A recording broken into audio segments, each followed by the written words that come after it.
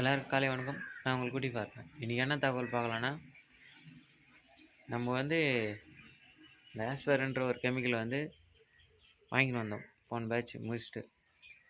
இது எதுக்கு வாங்கின்னு வந்தோன்னா, நம்ம ஒரு பவுல் எடுத்துகிட்டு அதில் கொஞ்சம் தண்ணி எடுத்துக்கின்னு ஒரு மூடி அளவு கெமிக்கல் ஊற்றி வச்சோம்னா தானாகவே கொசுங்க ப்ளஸ் பூச்சிங்க வந்து தானாக வீழ்ந்துடுது. பூச்சிங்க மேலே அந்த கொசுங்க உட்காந்தா பல விதமான நோய் தொற்று ஏற்படும். அதை தவிர்க்கிறதுக்காக தான் இதை யூஸ் பண்ணியிருக்கோம். அதனுடைய யூசேஜ் வந்து எப்படி பர்ஃபார்மன்ஸ் வந்துருக்கு பார்ப்போம். ஒரு சின்ன பவுலில் எடுத்து ஊற்றி வச்சுருந்தோம்.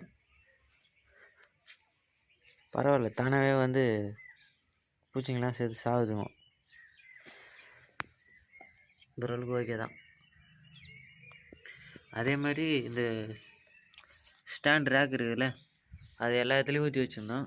இதுலேயும் ஒரு சில எறும்புகள்லாம் வந்து கீழே விழுந்து சேர்த்து விட்டுக்கும்.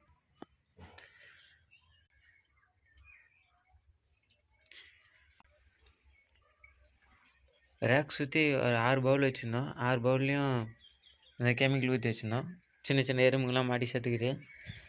அதுக்கப்புறமேட்டுக்கு இந்த மாதிரி 2 பவுல் வச்சுருந்தோம். இதுலேயும் எறும்புகள்லாம் வந்து தானாக விழுந்து சேர்த்துது.